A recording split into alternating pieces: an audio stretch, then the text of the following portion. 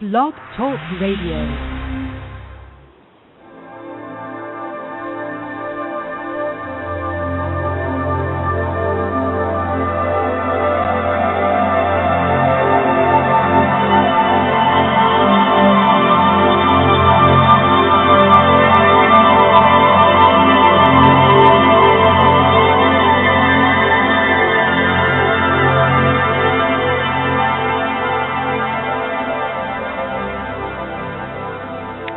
Greetings, everyone. This is the Sound Health Options Show for January 5th, 2014, with Richard Olson and Sherry Edwards. Good morning, Sherry. Good morning. I am so happy that people could join us. A lot of people don't have even electricity, so I think we're going to have to do something like get some bicycles out and hook them up to batteries or something, because I think more of this is coming. I want to welcome everybody to Sound Health Options on Blog Talk Radio. Richard, is this where you come in? Oh, you already gave us the date. I would like to tell you guys that Richard is a master herbalist, a concerned citizen, a chef, a caterer, a radio producer, a director, a teacher, a procurer of good guests for this show. And I'm Sherry Edwards, Director of the Sound Health Research Center and School of Human Bioacoustics, where we do research and education dealing with medicine as our future. You will likely hear it here first, even though other people follow us. And some people are getting ahead of us in some ways. There's some good brain machines out there that are using our frequencies and helping people get back into states of awareness and intuition. For our practitioners who are listening to this, use the frequencies of norepinephrine, and that'll put you back in an intuitive mood. We're coming to you from the studios of Sound Health, and nope, that's written on my paper, but that's not true. We're coming to you from my home office because I'm snowed and iced in and can't get out my driveway. So hopefully if anything drops or goes down here, Richard will be able to pick it up, and I'll do the same for him.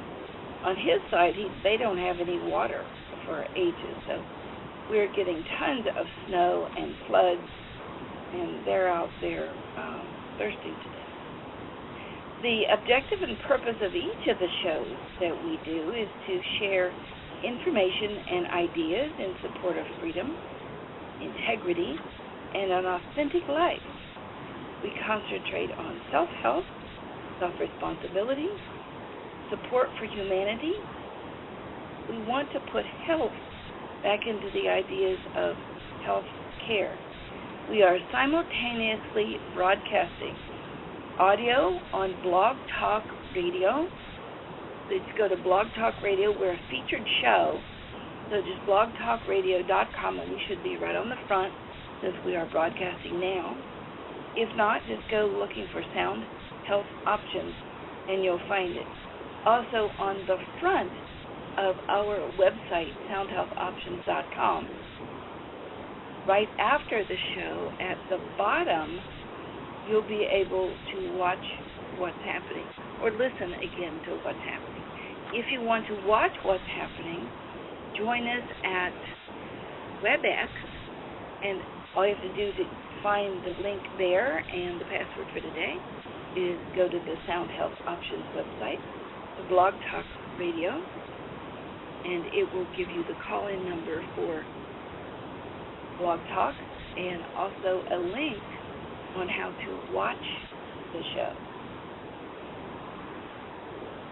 I'm supposed to tell you that we're a registered 501c3 nonprofit, the largest alternative research center in Ohio.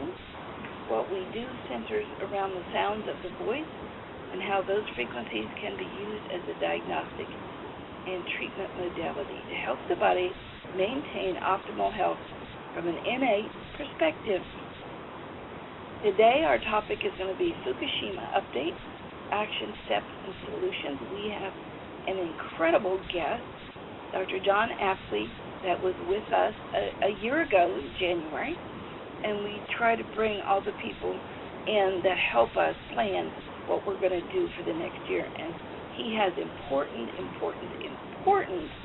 information for you about radiation exposure. We have a few minutes to do announcements, and then we're going to turn the show over to Dr. Apsley. Announcement number 1. Thank you for all the great feedback about the logical song. It shows how our children are being taught not to notice what's going on with the government, which Dr. Apsley is going to talk to you about. YouTube is still fighting with us over whether or not we can put that show up. Thanks for all the information about where else we can go, like Vimeo and other places, so we can put up our videos. They are just giving us lots of grief about this. I want to be sure and announce that we have a free course coming up. It's going to be on PTSD. It is 2 days and includes software. And people are talking to me about, why are you doing this? What good is it? What are you getting out of it? Well, what I'm getting out of it is a lot of grief. Well, that's not true. Probably 2 out of the 100 people I've talked to. But there is so much garbage going on. Buy this and you can have that, and sign up here and I'll do this. And then they get you trapped in this cycle. This is free. Yes, I have an ulterior motive. I want to help these wounded soldiers.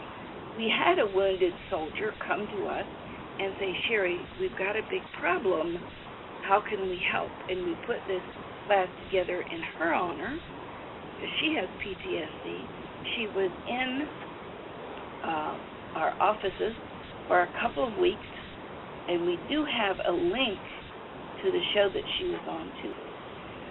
So for those of you who know people who need this course, who want to help, who want to be self-responsible, this is a $1,200 course. It includes the software for PTSD. While I am at it, I want to share with you that on our site, back up a minute, going to downloads, we have radiation software. Now this is specifically about exposure from Fukushima. This is also free to download with the class and the textbook. It's the same setup. We're just going to be doing PTSD. Now we've left this radiation exposure here for 2 years for people. There have been over 100,000 downloads of this, and we love it that is going on. People are trying to help. We want to help you set up community centers where we can test people, especially on, well, I'll wait until Dr. Apsley tells you where it's hitting. It's probably hitting everywhere. There is another show that I wanted to tell you about. This is from John Stossel, of all people, and it's called freedomfest.com. And there's a YouTube about it, and he talks about the downfall of Rome and compares our government. And I'm not allowed to be totally political, so I'll just leave it at that. It's something that you really want to look at.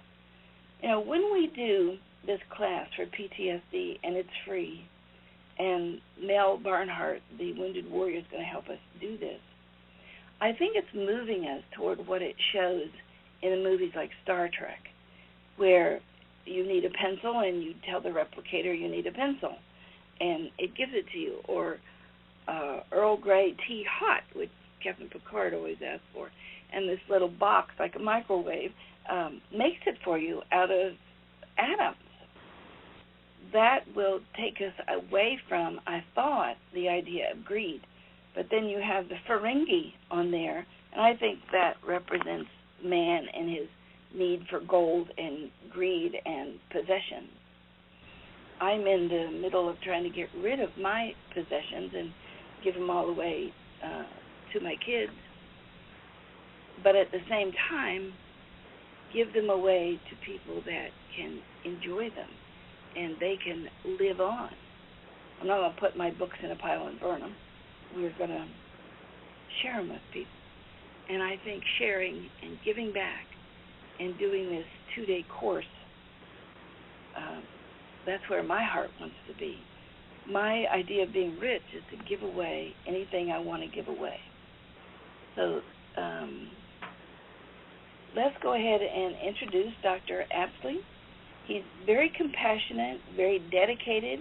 He's a physician and a researcher who for over the past 30 years has specialized in rehabilitation and revealing chronic degenerative illness. He's written several books, has several websites that he's going to talk to us about. I'm going to open one of his websites right now, Radiation Crisis Antidote. He's probably got others that we can look at. I wanted to also ask him to comment sometime in his presentation about the manager of Fukushima that gave up his life, and if that's real or not, because we don't really know what to believe, because they're trying to tell us there's absolutely no danger, but people who are really digging into this know that people are dying. And so that's one of the reasons that we bring on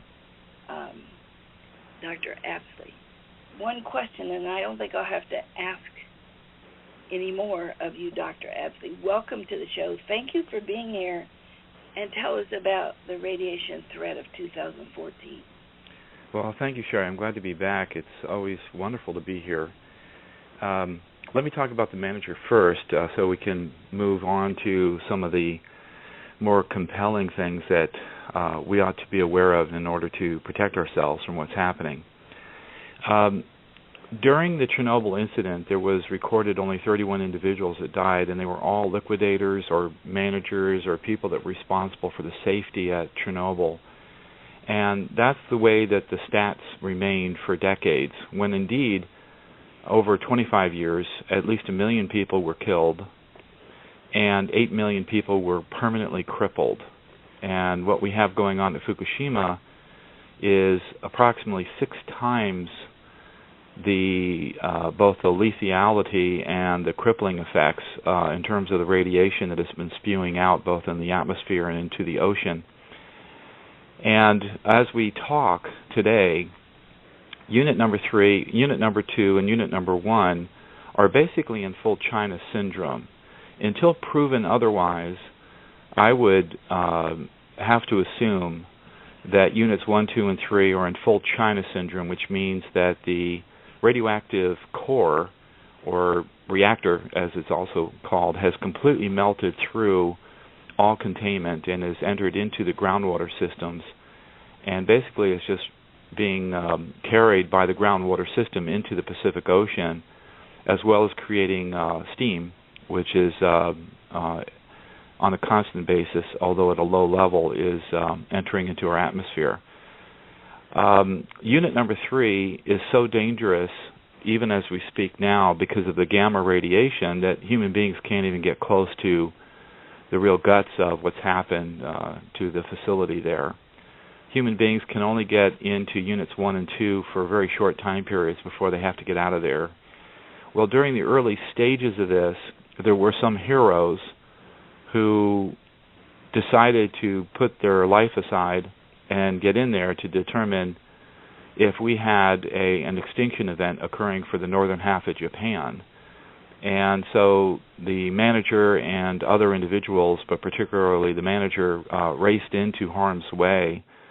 And what we know about him is that he was a hero. He was trying to discern just how bad and what kind of warning system he should give to the Japanese people. But since that time, and since that hero, the government has basically taken over, and just recently they have put a squash out, just like the Soviet Union did, to prohibit under law the distribution of actual information and facts that are coming out of Fukushima Daiichi nuclear power plant. So they're terribly afraid of what is actually has happened and is happening and will happen, and we're facing a historic crisis because of what's going on at Unit 4. So now we have Unit 1, 2, and 3 that, until proven otherwise, I will state for the record, are in full China syndrome. I don't think there's any argument that Unit 3 is. And of course, this is the worst possible scenario that any nuclear power plant can undergo, is a full China syndrome. That means that the radioactive fuel rods that were in were generating the electricity, the heat, the steam, has completely melted through all containment. And there is no known technological way to undo that at Units 1, 2, and 3. Just simply, the technology does not exist to now put it back into containment or to maintain whatever containment's still there. But we now look forward to Unit 4, and we see one of the greatest dangers that the planet's ever faced with Unit 4. So any nuclear power plant that goes into full China syndrome is a huge disaster by itself. So we're talking about 3 that, until proven otherwise, have experienced China syndrome, and now we're talking about Unit 4. Unit 4 was not in operation during the tsunami and the earthquake, but it did house tremendous amounts of spent radioactive fuel rods. And what they realized was happening at the time was that both the groundwater, which was constantly saturating and making moist the ground that these huge buildings, 100 feet tall, sit upon. It was a poor design by General Electric when they built these things there. And the tsunami, when it hit, rolled in, and then also supersaturated the ground with water, started tilting. And so Unit 4 has tilted and tilted and tilted, and it was in danger of collapse, especially if there was a 7.0 earthquake direct hit after the 9.0. So they had built a building around it, and they're hauling off the remaining fuel rods that are in the pool. Take them about a year, maybe a year and a half to do so. And those fuel rods have all been damaged to the best that anyone can tell. They've been damaged by no less than 3 explosions and or 3 fires that took place early on. And their relationship to the other fuel rod storage bundles or assemblies is what they're called, cannot get too close to each other, otherwise a criticality, a chain reaction starts, and then that could cause a fire and would cause evacuation. If an evacuation is ordered due to a catastrophic event of these fuel rods busting apart and then falling back down upon the tops of all the others, they would have very little time to move it out of the way, and they most likely would have to evacuate the facility. About 200 feet away is one of the world's largest storage sites of spent radioactive fuel. Although it's cooler, it still needs to be cooled, and if there was an emergency of such size due to a fire in Unit 4 that caused the power to go out at Fukushima, and because human beings couldn't get close if there was a fire at Unit 4 to get in there to fix things, and there's no robots that can control a sequence of events after that. We just don't have robots that can do this. Then one of the world's largest storage sites of spent radioactive fuel would become vulnerable to some extent. We'd have a few months that we would most likely know about this. But the point is that nearly 11,000 of these assemblies altogether on the Fukushima Daiichi nuclear power plant would then go into jeopardy to go into full meltdown. Now, we can talk about what that means and why that the Soviets and Wikipedia reported for years that only 31 people died at Chernobyl, and that the same propaganda and the same misinformation and disinformation campaign is now being clearly repeated with the Japanese. What we have here is an invisible, tasteless substance that is entering into both our atmosphere and our water supply in the Pacific Ocean on a constant basis at approximately 6 times the amount that we had at Chernobyl. Now, my book in Fukushima Meltdown and Modern Radiation that I published in late 2011 forecasted this exact fact. And since then, we've had confirmation through some really excellent scientists that the amount of radiation released into the Pacific Ocean was indeed 3 times that of Chernobyl, and likely much more. And actually, we are looking at the regeneration effect, and your book is here. As we go through this, you could point out pieces of this, and we can show it to the people who are simultaneously broadcasting and watching us. I'd like to add, too, that we offered Japan 10,000 copies of our software, and they very politely said, we don't have a problem. We really thank you, but we don't need any help. Yeah, and that's denial is the first stage, the five stages of death, is it not? So the government is afraid of its own agenda losing its own control, and the fact that they know they don't have any solutions, and that they are told by their own scientists that there are no real solutions for people to undo what damage that has been done because of this. And we're going to get into that for sure. And I think I have a theory, Sherry, a working theory. I think it's a heck of a good theory as to what your technology is actually measuring that fits into precisely why Fukushima is so deadly to human beings and to oceanic life. So what we have here is a major event, probably no less than 6 times the fallout and dispersal of radioactivity that we had at Chernobyl. And the real truth about Chernobyl is that we had at least 1 million people killed over 25 years and at least 8 million people permanently crippled.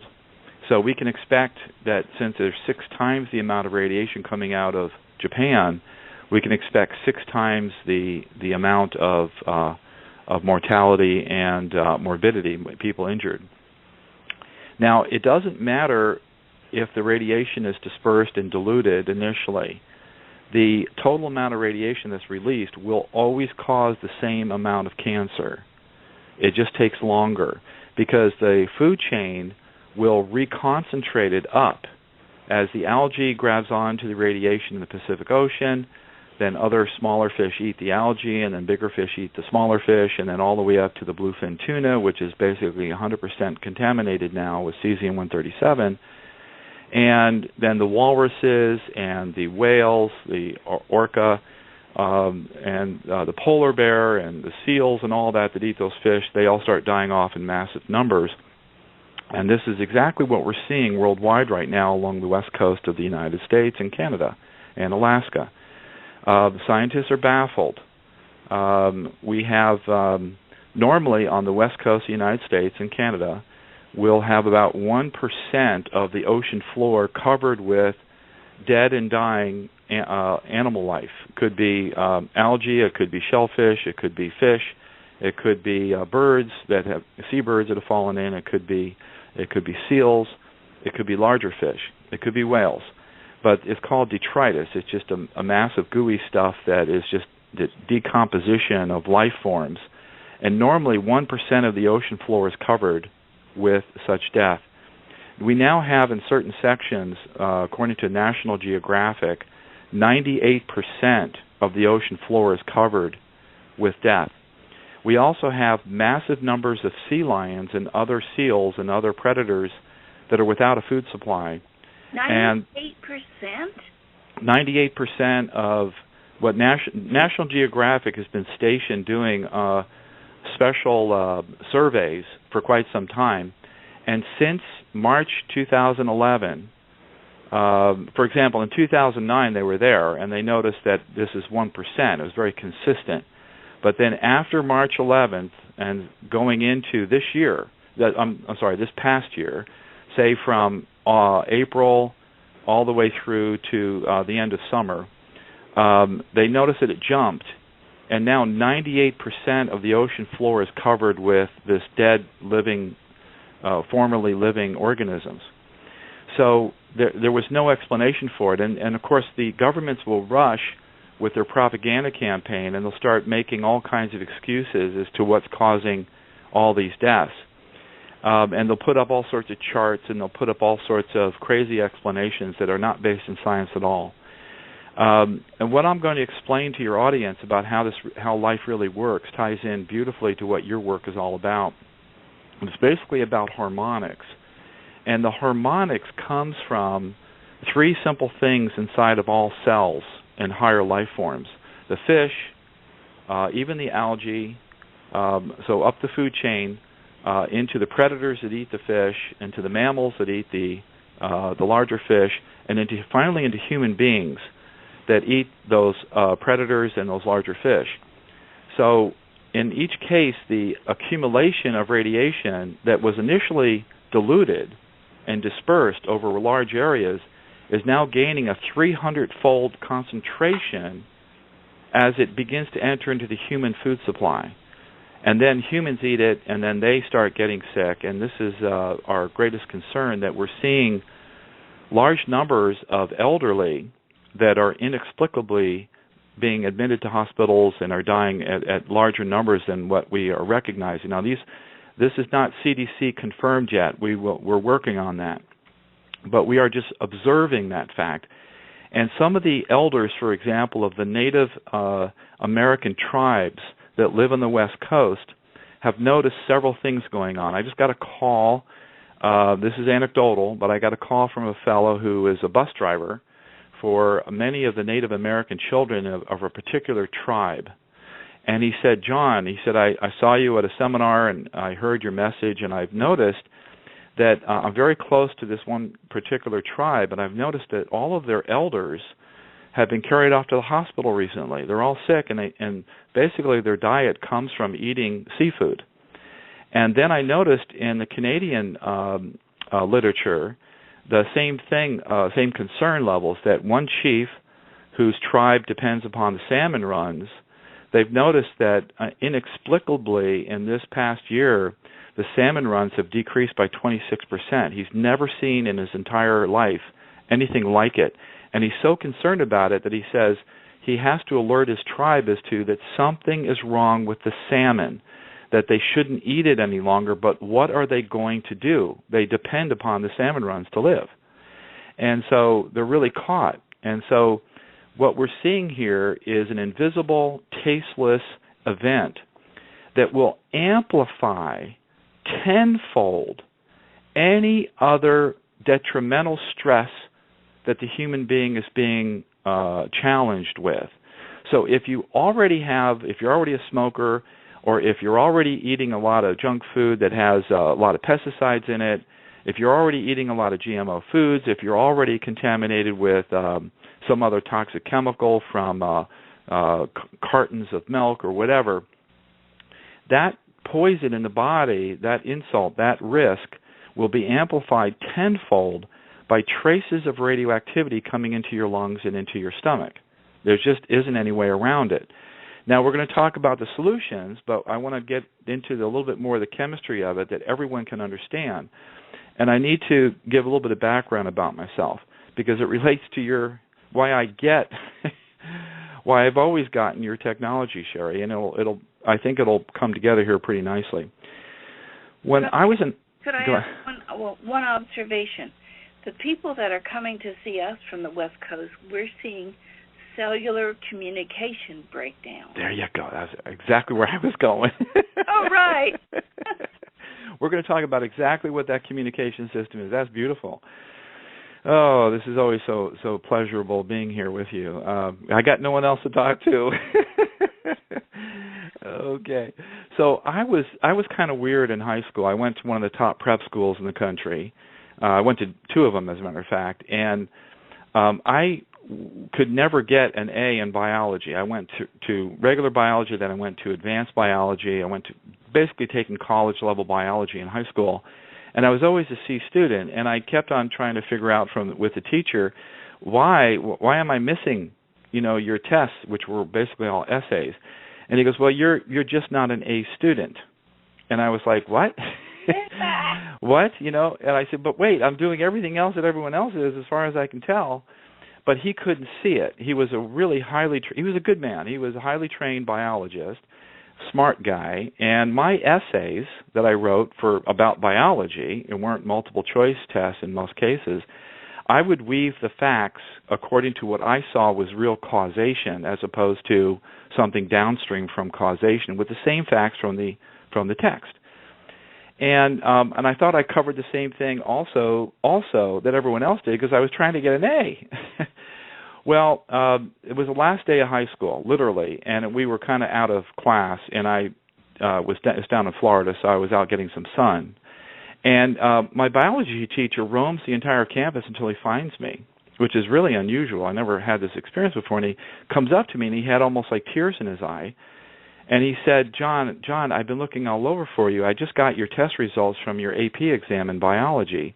I said, oh, wow. And my heart sunk because I realized, I was a C student. He said, John, I am so sorry. I am so sorry. I didn't know this. You were in the top 3% in the country. He goes, I don't know how I missed this. And I looked at him, and I said, well, it's okay. And that was it. He walked away. And I realized that I just see causation. I see that in cells, how they actually work, how they truly work, how they factually work, backed up by science, that most of what we were taught in school was wrong. I just could see that it was wrong. So I picked out what was true. Well, it wasn't until Gilbert N. Ling, who happened to be in full swing at this time, back in the 70s, 80s, 90s, and now he's retired, he was looking at cell biology from basically many of the same causal aspects that I was. And what he saw is that there are three things that make life operate inside cells, and it gets into your cell-to-cell communications. And your frequencies, Sherry. It gets into where your frequencies come from, fundamentally. He said that, look, we don't have a sodium-potassium pump. Now, that's the basis of all drug development in this country, anywhere in the world. It was the Nobel Prize in Chemistry awarded in 1997, and the Nobel Prize Committee fumbled. They had 3 scientific papers that were clear-cut that proved that the sodium-potassium pump, the theory of how things move in and out of cells, the basis of cell biology, could not possibly work. It would require at least 3 times the amount of energy inside any cell to make that system work that the Nobel Scientific Committee awarded the Nobel Prize in 1997. It was just wrong. Well, it's really, really simple, and it relates to why this radiation coming out of Chernobyl and Fukushima is so deadly. There is the potassium mineral and all other trace minerals. Calcium is included. It's not a trace mineral. Calcium, magnesium, copper, manganese, zinc, the ones that everyone knows about, but also the trace minerals, they basically have positive charges. Not all, but most. And then there is this protein that we're supposed to get from mother's breast milk. And she's supposed to be eating from heavily mineralized soils. And this protein is in the guts of the cell, and it's negatively charged. So you simply have a positive charge that's floating around in the bloodstream that suddenly becomes magnetically attracted to a negative charge on the inside of cell, and then a happy relationship starts between these minerals, especially potassium, and this protein, and they start wobbling back and forth and creating a resonance, creating a frequency. And the frequency is dependent upon maybe 80 different minerals all joining in to the primary potassium. Potassium's the kingpin, and then the army is the other 70 to 80 other minerals that are positively charged. And they all rush in at the negative charged protein, and they all rush back out again, because when positive charges all cramp together, they repel each other. And so this is the oscillation of life. And there's a resonance there. If there's a missing element or if there's a toxin there, it will change the frequency, the resonance, the coming out of this high-speed relationship of attraction-repulsion. During this time period, this is where the communication comes in, the water inside the cell becomes highly organized according to these charges and can store information, just like a hard disk in a computer. It can store an endless amount of information, either good information or bad information, and this water is what controls the control and command systems of cell operations, but also cell to cell. And it's no wonder that the meridians of the body have been found to be composed of water wires, wires made of structured water that transmit information from one location to a distant location. So not only within the cell does the water retain the information of the cell, a memory, but also how to operate the genes and the protein structures because of the minerals and this original protein material that we get from mother's breast milk. But it also sets up tributaries or rivers and streams to be able to connect from one part of the body to the next. And it is incredible. And so what I believe that your technology is able to do is to pick up the differences in the frequencies based upon pollutants that are in the system that shouldn't be there, or mineral deficiencies that are supposed to be there but aren't, and it changes how this rapid oscillation or resonance is relating to how cells work.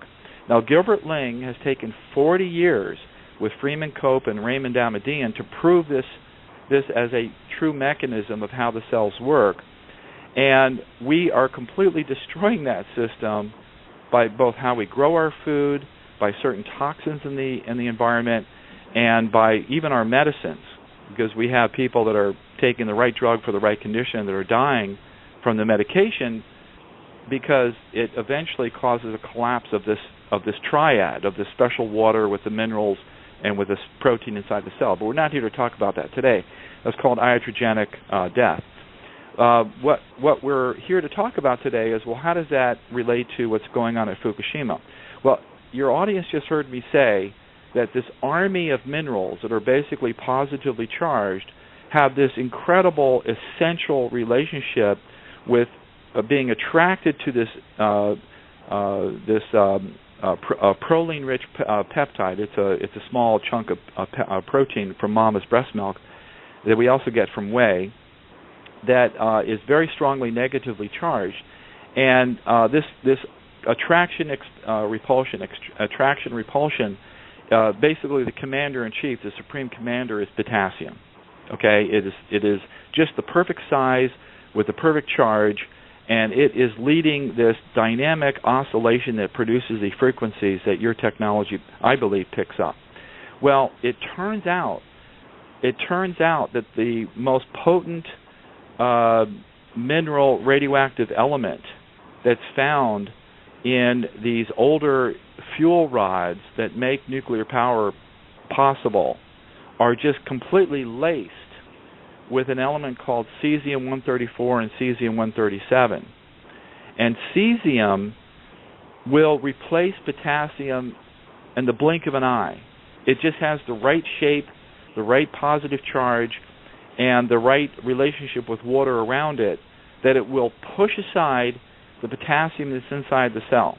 So even low amount exposure to this particular radionucleotide that we call it, it's the radioactive element that's the most common out of both Chernobyl and Fukushima.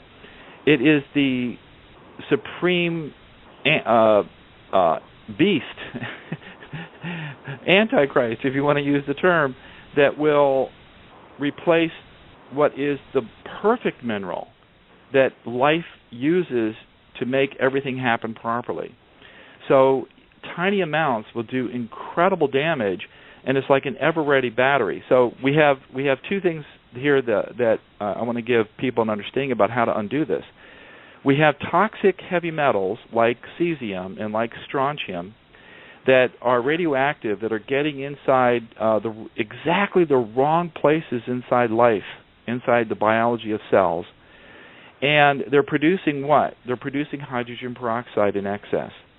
Well, we can defend against that. We can take certain substances that will pull out, called decorporation, the cesium and the strontium, and we can also antidote the production of hydrogen peroxide, the excessive amount, with select antioxidants and especially enzyme systems, and then we can regenerate the tissue. So we don't have to be total victims of this whole thing. We just have to know how to do it. I want to cover one last thing before I get into that specific area. And I want to get into this 1% versus 98% that's now being found, because this is where the propaganda campaign is going to be waged. All kinds of explanations are going to be given about, well, why the 98%? Global warming will come up. Give me a break. Global warming's been supposedly and allegedly going on for a long time, at least 10 years, they say, and we never had 98% of the ocean floor covered with dead, dying critters. Okay, so the first thing that we notice is that the algae that basically governs the weather pattern, this is the true reason why weather is governed, it sits on the top 3 feet of the ocean, and it needs to get sunlight, but its main food supply are trace minerals, or minerals that are pounded into a flour-like state, so they're really tiny that the phytoplankton can absorb. And cesium, of course, and strontium that's being run off into the groundwater system that exists on the Fukushima plant. Let me give your audience an idea about what this looks like. So what General Electric decided to do with the Japanese was to build 6 nuclear power plants, or actually 4 to start, on the seashore of an area that right behind it, inland, was a very high hill. And this high hill had lots of water that constantly was draining itself into the Pacific Ocean. So they decided to build these hugely heavy 100-foot tower buildings that contain swimming pools and the heaviest metal on Earth in vast amounts on top of land that the groundwater system was constantly rushing water into the Pacific Ocean from, just directly above it. Really dumb. So they built it as best they could, and now this emergency happens, an earthquake, a 9.0, a very prone area for earthquakes, and they have this damage occur, and now the corium, the remaining molten blob of uranium fuel, has melted through all containment, at least at Unit 3, if not Unit 1 and 2, and the groundwater that constantly flows from the hillside into the Pacific Ocean is just constantly removing it and pushing it, all that contamination, directly into the Pacific Ocean. Well, the first thing that picks it up is going to be the plankton. And the plankton, the algae, is the basis, is the first starting place of the food chain. So it might be, it's right there at the plant, of course, it's huge amounts of radiation coming in. But as it spreads out over the ocean, everyone says, oh, don't worry, it's been diluted. Well, give me a break. This is the beginning of the food chain, and we will concentrate through what's called biomagnification and bioaccumulation 300-fold any diluted radiation up the food chain. It's a known fact. So if we start with most of the algae, which is like a magnet to the cesium and strontium, it just is absorbing it all, hopefully surviving rather than just busting apart and dying, or maybe not hopefully. And then the first thing is tiny fish, zooplankton, eat the algae, and then smaller fish eat the zooplankton, and then up the food chain it goes. And so we've been monitoring now since 2012 that any fish migration that's known, like the bluefin tuna, that goes 3 times a year from the Japanese coast to the west coast, back and forth, 100% of the bluefin analyzed have contained large amounts of cesium-137. Now, that can only come, in most people's opinion that are being honest, from the Fukushima event. We're seeing the same amount of contamination of cesium-137, almost, not 100%, but really darn close, in all of the Japanese fishing fleet that is selling their fish to other countries like Canada. So the Japanese fishing fleet, which is a huge part of their industry, is now capturing fish from all over. They go deep into the Pacific to the north, they go deep to the south, they go deep to the west, and they're just picking up all kinds of fish, some close to their coastal regions, which would be more contaminated, but some farther away. And both the United States and Canada have stopped monitoring the contamination officially that's coming in from foods like this from Japan. The Canadian Food Inspection Agency is no longer conducting testing for this, just as the FDA is not. And I write about this in my book. we saw that Hillary Clinton, who was Secretary of State at the time of the catastrophe, said to the Japanese and announced to the world that the United States will do everything possible to make sure that the economy of Japan does not collapse as a result of this. Well, that was an indirect statement saying, we will continue to buy all of your goods. Just send them our way. And so the FDA normally does very excellent checks at the border, and suddenly those reports that we were able to access dried up. Well, the same thing happened in Canada. Well, fortunately, some good scientists in Canada have decided to be the backup system. And they have noticed that 73% of the mackerel, 91% of the halibut, 92% of the sardines, 93% of all the tuna and eel, 94% of all the cod and anchovies, and 100% of the carp, the seaweed, the shark, and the monkfish that come out of the Japanese fishing fleets are completely contaminated with cesium-137. Now, we have other things, like seabirds are dying off en masse. Along the Alaskan coast, we see the polar bears and walruses and seals that have had these strange diseases that are only consistent with radiation poisoning, such as sores just opening up, blood coming out their eyes, all kinds of lethargy that are hitting these animals that is being documented by scientists that are monitoring this. We see here on the West Coast, now there's this big epidemic of some sort of bird virus. Well, as I said earlier, radioactivity will amplify by tenfold the lethality or the injurious substances that these birds or animals could be getting from other sources to make it 10 times more lethal than it normally is, because it lowers the immune system to fight against viruses. So even if the virus is present, and that's what's given the blame, there's still going to be radioactivity that nobody's checking for that's contributing to make sure that that virus is lethal. And so we're seeing vast numbers of eagles in Utah dropping like flies there. They've never seen this before. Now, the most compelling thing, anyone can see it on YouTube, are the sea lions. There is an epidemic death rate of sea lions all along Oregon and California. It's horrible to see. There's all these pups that should be 2 to 3 times the weight that are just starving to death. They're starving to death for twofold. Number one, everything's dying off. Their food supply is no longer there. And the people that run the hospitals that are and ICUs for these animals that have been doing this for years have said normally they have about 10 animals there at any one given time period, and then they save them and put them back into the wild. Now they have hundreds. They have hundreds. And there's more than they can put into their hospital.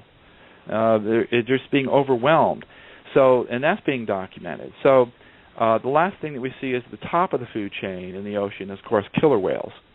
And since as I said, since 2009, their numbers have plummeted by vast numbers. So we're seeing, until it can be categorized in a better way, we're seeing the beginning of what is obviously an extinction-level event occurring along the entire food chain of the Pacific Ocean. And if you eliminate, by way of looking at what could possibly be causing this, underneath it all, you have to make the assumption, until proven otherwise, that the Fukushima catastrophe is at causation, because it amplifies by tenfold any other factor that will come into play. So we need to analyze these poor animals very, very, very carefully with the most sophisticated equipment for cesium-137, for cesium-134, the things that could only be coming from the Fukushima catastrophe. Now, we can do something about this. We can't really help the ocean life. We can't help the food chain, but we human beings have to protect ourselves. So, not long ago, I was contacted by civilians that were interested in helping the U.S. military personnel that were exposed directly to the plumes coming out of the Fukushima catastrophe. And they had read my book, and they had seen that I was the only author, and I just took it out of peer review. There's nothing special about me, although I look at causation. And I had taken and gathered all the data, and I said, here's what's really going to happen. My prediction is 6 times the amount of people dead and 6 times the amount of people crippled, according to what we really know going on at Chernobyl. But here's the antidote. Here's how we can radio protect ourselves. I want to start using that term now so that no one gets in any trouble. I'm not talking about treating a medical condition now. I want the folks to know that. I'm talking about protecting ourselves from exposure to radiation of any kind. And at the end of the day, it's basically twofold. We have to remove the hot particle, the particle we've absorbed in our lungs and our stomachs, and we have to undo its generation of hydrogen peroxide, which our body knows how to do. We just have to feed that system with nutrients, and it will undo it.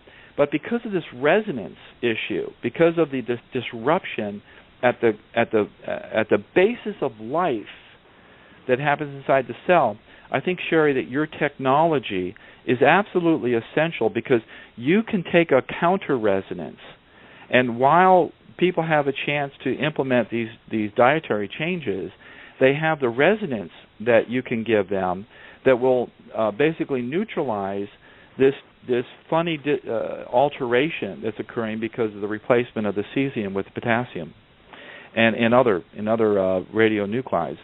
So I think the Krebs cycle, does that have to do with it? Oh, absolutely. In fact, one of the first things that happens with people exposed to radiation is they get chronically fatigued, because the engines that produce energy inside the cell are absolutely dependent upon these minerals attracting to the right proteins, and this resonance, in and out, in and out, in and out, back and forth, is what causes the Krebs cycle to work.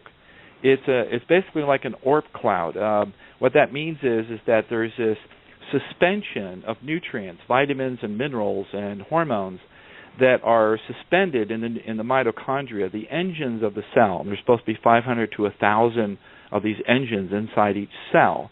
And there's this oscillation, there's this resonance that occurs from this mechanism that I've been talking about. Things go back and forth, back and forth, back and forth at high speed, creating a frequency. And your technology is right there reading it. And so anything that's altered, you'll say, that's not right. That resonance should be a different resonance there. And it's very complex. It requires all these minerals, all these vitamins, all these hormones, and food substrates, good food, healthy food, uncontaminated food, in order for that resonance to go back and forth, back and forth, back and forth at the right speed, at the right amplitude, everything that your sound systems are able to properly identify. The tones, the frequencies, the octaves, they all are in perfect harmony under healthy conditions. Well, they're supposed to have 500 to 1,000 of these engine systems inside each cell. Well, when you're exposed to excessive amounts of hydrogen peroxide, because there's a metal cesium sitting there just producing hydrogen peroxide, it melts. These engines all melt. We might go down to 250 of these engines instead of 1,000. So obviously, because it produces energy for us, we feel fatigued. We feel we don't have any energy. That's classic, one of the classic risks from radiation exposure. So fortunately, we know how to rebuild that system. We got to take out that cesium, we're going to take out that strontium, and then we have to repair it by turning on certain genes called PGC1 alpha. It's just a fancy name. It's just a gene that operates, that nutrients turn on, and that's covered in my book. Very, very good nutrients for us, raw fruits and vegetables, and some amino acids that then turn this PGC1 alpha back on, and then suddenly the cell starts making all kinds of mitochondria again. And once they're up and operating, they pretty much stay put as long as they're protected. So we can come out of this.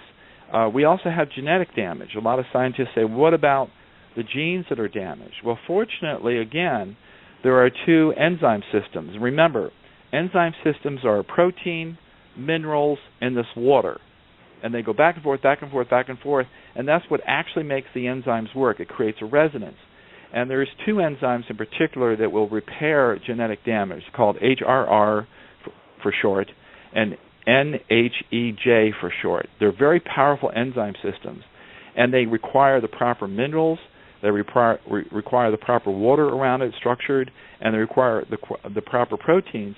But that could be very easily artificially introduced with the correct frequency. The sound, in other words, sound waves, could go in there and cause these genes to become excited to repair. So we have four excellent ways in which to get these repair genes turned back on to repair our DNA.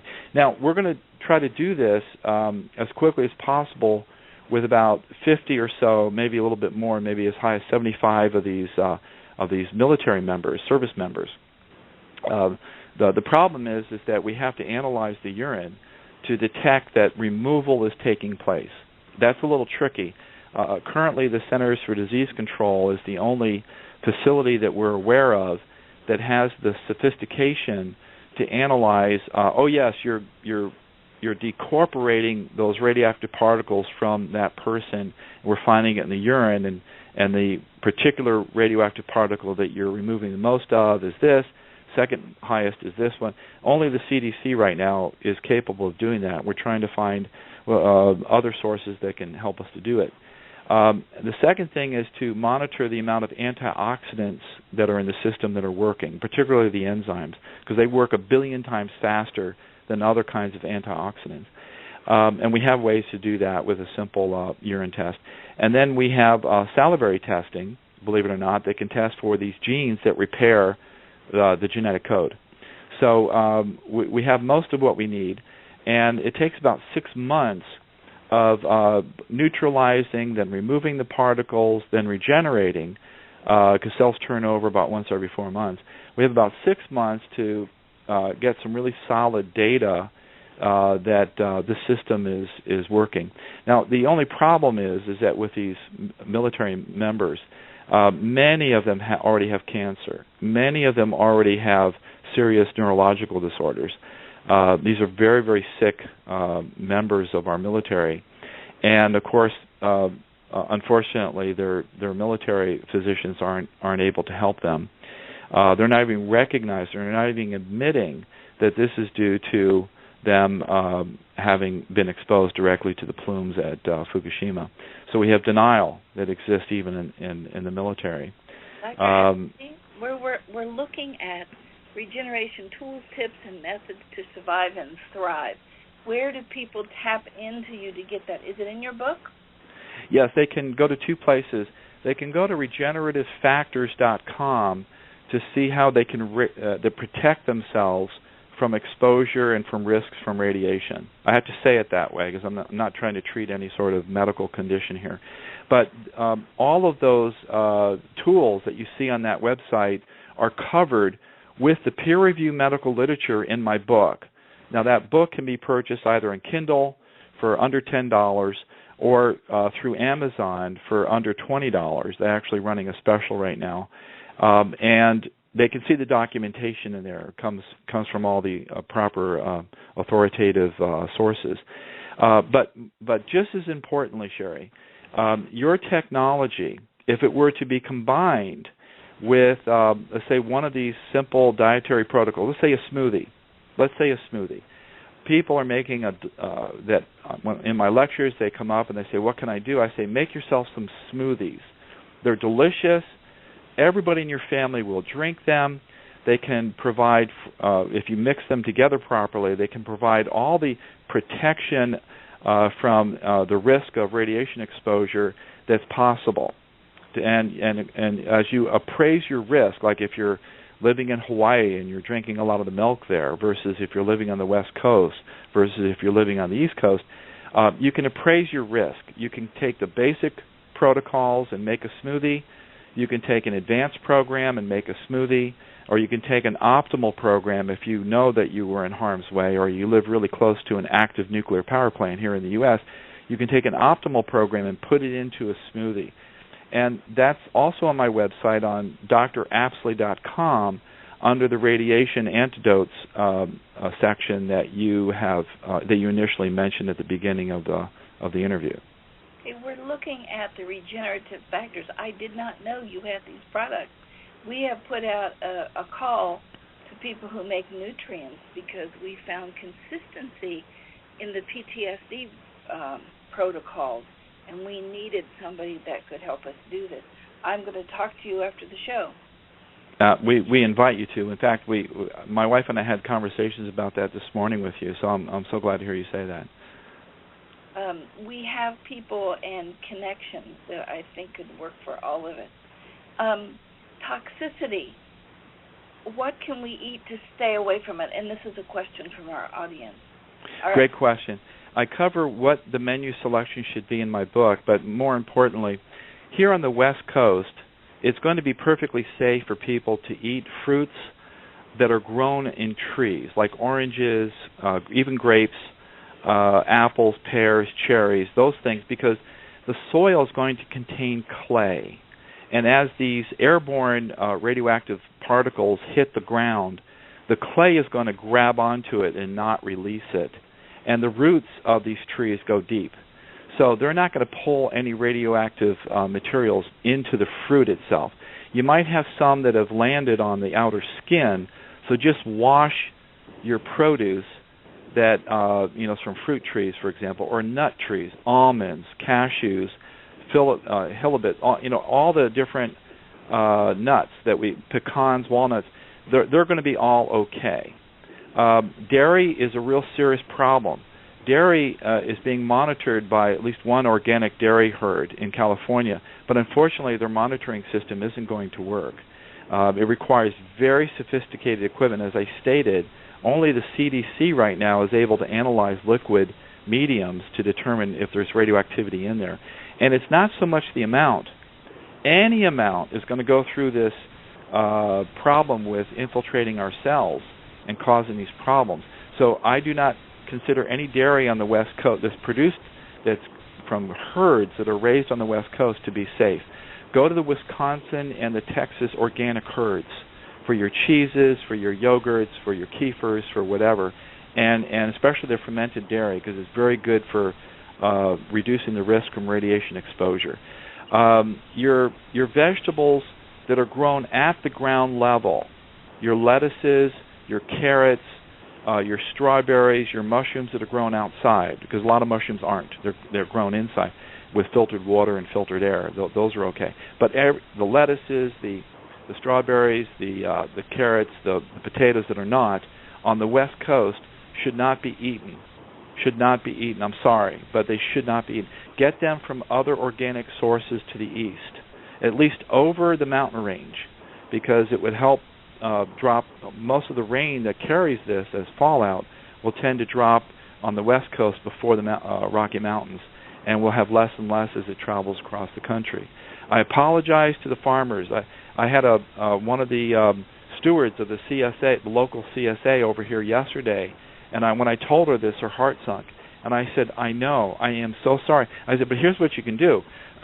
You can sweep off the topsoil that you're using to grow these, and I know that you put so much time and energy to make it real fertile, but listen, you need to do this. You need to go down about 3 inches and just take that soil off, and then take the soil underneath it and condition it with rock dust from uncontaminated sources of rock dust, and you'll have an incredibly much more healthy produce next year without the contamination. And so it gave her some hope there. That's what we've done with our garden in the backyard. So I hope that answers that question there. 2 quick questions. One, if we're washing off all of these particles, isn't that going to get into our water supply? Yes, and you can, if it's regular municipality water, just consider it contaminated. But fortunately, simple charcoal filters, like the zero water filter you can buy at Target, make sure you don't get caught up in that credit card and ATM card theft that's going on there right now, unfortunately. I don't think they have that fixed, by the way. Make sure you use cash and buy your zero water filter there, or we have the most sophisticated water filter systems that range in the $1,500 level that do structuring and alkalinization, much cheaper than some of the other higher price units. But we recommend that if, according to your budget, at least get the zero water filter from Target or get it online. Just be careful with your credit card. And then we also make sure that we keep our shoes outside